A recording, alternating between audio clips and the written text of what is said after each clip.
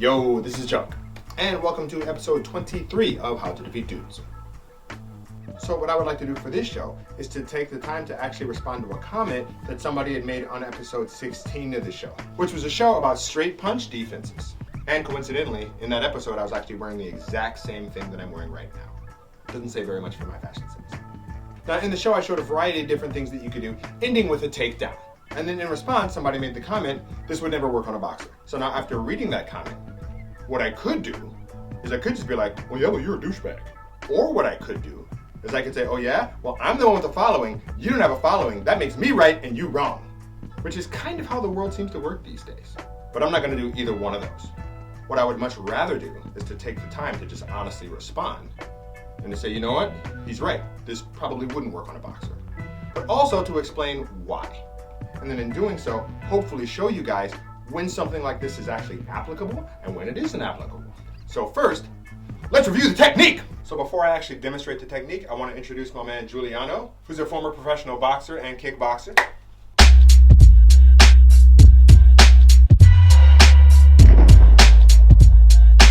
He's going to be helping me out with this today. So hopefully having his presence here will also be able to add a little bit more insight into kind of the boxer's mind and the boxer's mentality and just how applicable this stuff actually is when you're dealing with somebody who actually has a lot of boxing experience. So first, the technique. I'm not gonna go heavy into the technique because if you wanna learn it, you need to go back and watch episode 16. As the punch goes out, you slip it here. Then from here, you slide this leg in here to lock up behind the leg. Body's close. Middle of the palm into the chin to drive his head back and to take his balance. Then from there, I pop the back of his leg to take him down like so. Not quite that nice. He's my man, and he's my height, so like I wanna throw his back down onto the ground because we boys. So that's the technique. And now what I'd like to do is to tell you guys 2 reasons why I don't necessarily think that this would work on a boxer. Reason number 1. Now to make an analogy, I'm gonna talk about cars. Okay? Now back in America, I have about a 400 horsepower Saleen Mustang. Anyway, I love my Mustang because for me, my Mustang is very, very fast. However, if you to take that Mustang and then you put that Mustang up against, for example, a Lamborghini Aventador, then that Mustang is not very fast. And the same thing goes for a lot of traditional martial arts blocking techniques when you put them up against boxers. The fact of the matter is, boxers are the best people on earth with their hands. Okay? They're the best punchers because punching is all that they do. Okay?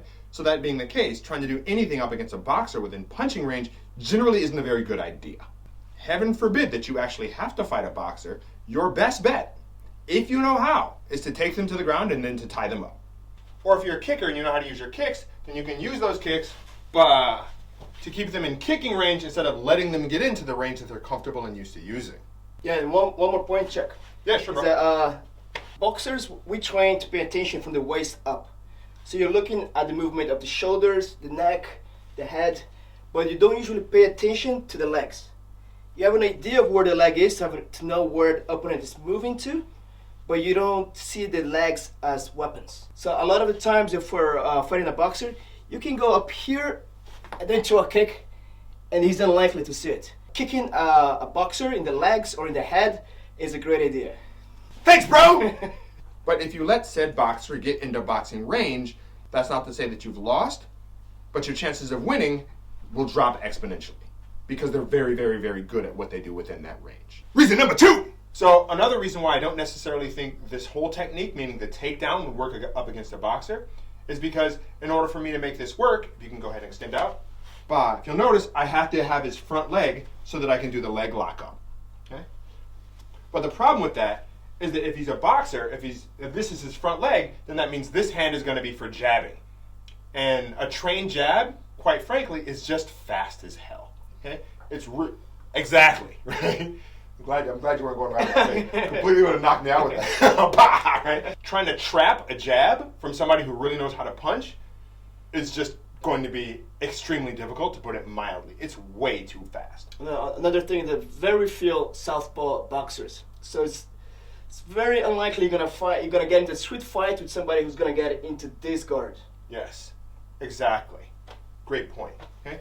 Now let's say that he switches, and this would be a much more natural stance, right? So if he was going to go for the cross, right? and let's say that I do actually slip it, in order for me to be able to get the leg lock, I have to go twice as far to get in there. I mean, which could be a thing. I mean, it could work, but again, with all of this stuff, you want to use techniques that are going to maximize your chances of it working.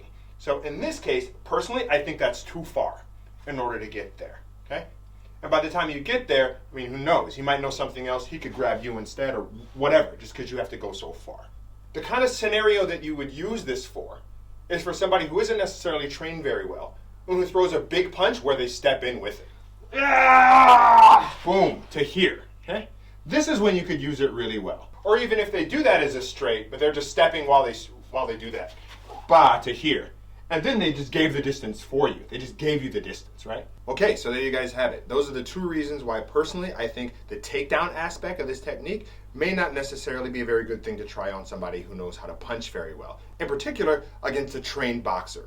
We're pretty much the best punchers you're ever gonna find. Now, instead of just leaving you guys by saying, you know, you can't use this up against a boxer, sorry. Instead of just doing that, why don't I take a minute to actually show you guys what I would do if I was going to apply this up against somebody that was a boxer, okay? So from here, obviously, the first thing is I'm never, ever, ever going to try to get within a punching range. And if I do, I'm going to try to get right back outside first, okay? So I'm not going to do everything I can to not get into this range, okay? So, but let's say that he comes in anyway from there, boom, bah. I go to here, and then from there, bah. And then from there, if he's still up, then I back out and I get into kicking range. You want to try doing faster? In a lot of self-defense videos, you see the attacker will punch and then freeze and stay here while I'm getting attacked and doing nothing. Why don't you even say that? In fact, we just got it on camera. Why don't we just keep that? Yeah, you know, I'm going to just keep it because he's right. Yeah, so let's go ahead. Let's do it. Okay, all right, go. Yeah. So in this case, I did do that throw, but only because I had his leg. And honestly, it just came naturally. That was just, for me, that's what was there, was that throw. Okay, here, why don't we try another one? Okay.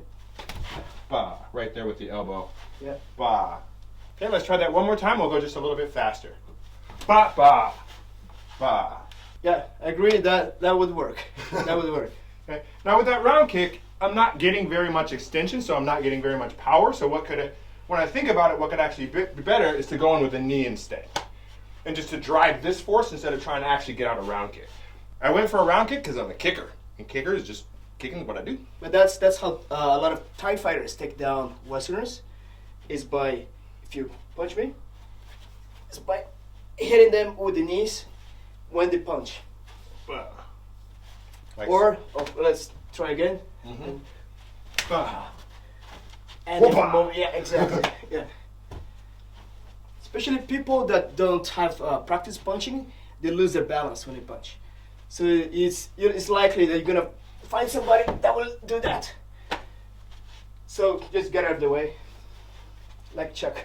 Okay guys, so that's it for today. Thank you guys so much for watching. And if you did enjoy this video, I really appreciate it if you like, subscribe, comment, and all that usual stuff.